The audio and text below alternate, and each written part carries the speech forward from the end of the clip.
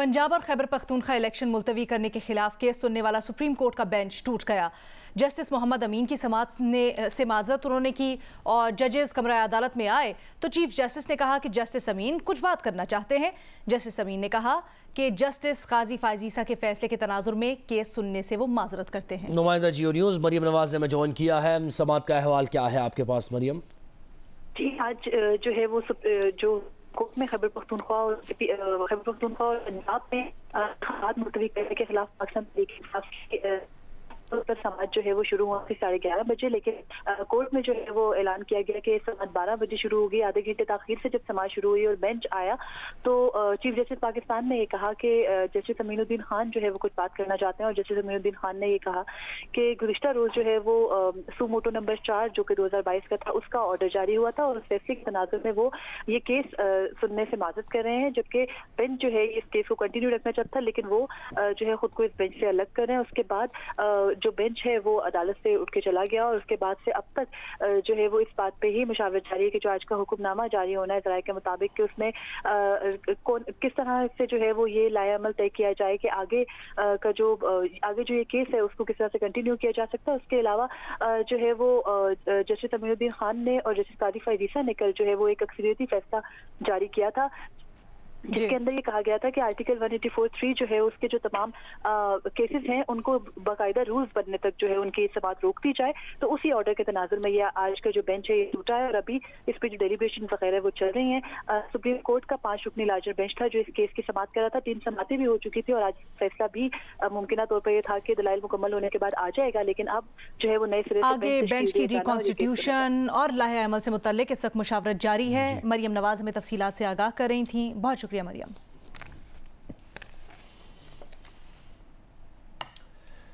वज़ीर दिफा ख्वाजा आसिफ कहते हैं कि बेंच टूटना इस बात की निशानदेही है कि ऑल इज़ नॉट वेल। अंदर इत्तेहाद का मुजाहरा नहीं हो रहा तो सियासत में इत्तेहाद कैसे हो सकता है? ख्वाजा आसिफ ने कहा कि अदालत उज़्मा में जो दरारें नजर आ रही हैं वो दूर होनी चाहिए। जो आज बेंच का टूटना है या जो 4-3 और 3-2 की जो क्राइसिस चल रही है इस बात की निशानदेही कर रही है कि ऑल इज़ नॉट वेल। सियासत जो है सियासतदानों के तक रहने दें।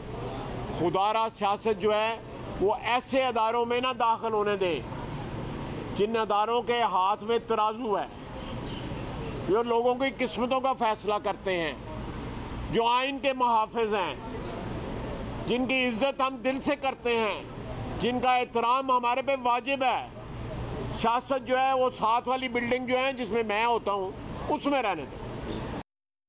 काजी फायज ईसा के गुज़श्ता रोज़ के हुक्म के बाद आज लार्जर बेंच टूट गया। इससे पहले पीटीआई के रहनुमा फवाद चौधरी ने कहा कि ये शरारत है, जबकि बैरिस्टर अली जफर का कहना था कि कोई शरारत की बात नहीं है, ये अदालत का फैसला है। जिस तरह किसी और बेंच का फैसला होता है इसको इज्जत देना चाहिए। बेशक फैसले पर आप बात करें या तनकीद करें। कल जैसा आपने कह दिया था इलेक्शन कमीशन को और बाकियों को कि वो आ जाए एक प्लान लेके, उम्मीद तो है ना खत्म हो जाएगी। बाकी तो छोटी मोटी शरारतें हैं ये करते। सर कल जस्टिस काजी फायज ईसा साहब का भी एक फैसला आया जिसमें कोई फैसला नहीं है, ये शरारत थी इनकी। कोर्ट रिपोर्टर्स का एक ग्रुप है ना, आपको पता है। कोई शरारत की बात नहीं है, ये एक फ़ैसला है, अदालत का फ़ैसला है, कोर्ट का फ़ैसला है और जिस तरह किसी और बेंच का फ़ैसला होता है उसको इज़्ज़त से देखना चाहिए। फ़ैसले के ऊपर आप बेशक तनकीद करें, आप बात करें, लेकिन फ़ैसला है। और वज़ीर आज़म शहबाज शरीफ ने सुप्रीम कोर्ट के सीनियर तरीन जस्टिस काजी फायज ईसा के खिलाफ क्यूरेटिव रिव्यू रेफरेंस वापस लेने का हुक्म दे दिया है। रेफरेंस कमज़ोर, बेबुनियाद और सियासी वजूहात पर दायर हुआ था। रेफरेंस की पैरवी न करने का फैसला किया गया है। वज़ीर आज़म ने कहा है कि रेफरेंस के नाम पर जस्टिस काजी फायज ईसा और उनके अहले खाना को हरासा और बदनाम किया गया। ये रेफरेंस नहीं, आइन और कानून की राह पर चलने वाले मुनसिफ मिजाज जज के खिलाफ मुंतकिब मिजाज शख्स इमरान खान न्याजी की इंतकामी कार्रवाई और अदलिया को तकसीम करने की मजमूम साजिश थी। इमरान न्याजी ने सदर के आइनी मनसब का इस मुजरिमाना फेल के लिए नाजायज इस्तेमाल किया। सदर आरिफ अलवी अदलिया पर हमले के जुर्म में आलाकार और एक झूठ के हिस्सेदार बने।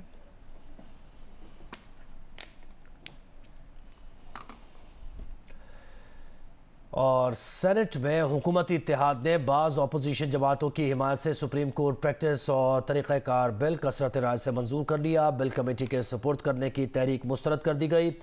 फाटा अरकान और दिलावर खान ग्रुप ने बिल के हक में वोट दिया। हक में 60 जबकि मुखालिफत में 19 वोट आए। बिल मंजूरी के दौरान पीटीआई और जमात इस्लामी अरकान ने शदीद एहतजाज किया। लाहौर हाईकोर्ट ने बगावत की दफा 124A ताज़ीरात पाकिस्तान को कल अदम करार दे दिया है। हुकूमत मुखालिफ तकरीर करने वालों के खिलाफ बगावत की दफात के तहत मुकदमा दर्ज करने की दरख्वास्त पर महफूज फैसला सुना दिया। दरख्वास्त गुजार का मौक़िफ़ था कि बगावत के कानून को सियासी मकासद के लिए इस्तेमाल किया जा रहा है। हुकूमत वक्त के खिलाफ तकारीर पर गद्दारी का सेक्शन 124A लगाना आज़ादी राय के खिलाफ है।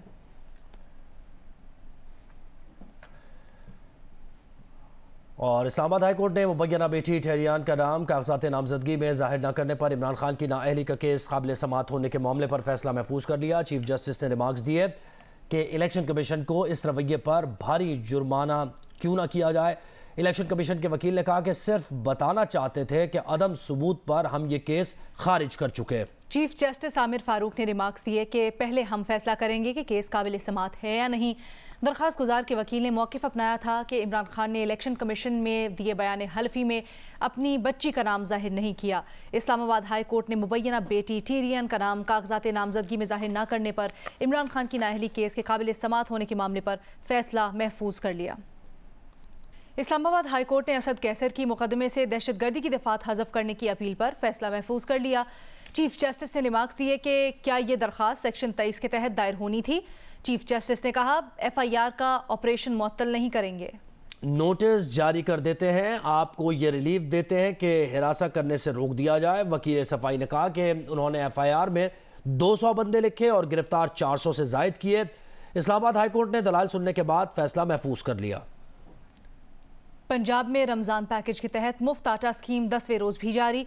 आज सुबह तक लाहौर डिवीज़न में 31 लाख आटे के थैले, बहावलपुर डिवीज़न में 30 लाख, डेरा गाजी खान डिवीज़न में 26 लाख 30 हज़ार, गुजरावाला डिवीज़न में 23 लाख, फैसलाबाद डिवीज़न में 24 लाख 60 हज़ार, मुल्तान डिवीज़न में 22 लाख 40 हज़ार आटे के थैले तकसीम किए जा चुके। सरगोदा डिवीज़न में 18 लाख, साहिवाल डिवीज़न में 13 लाख 35 हज़ार और रावलपिंडी डिवीज़न में 11 लाख 10 हज़ार आटे के थैले तकसीम किए गए।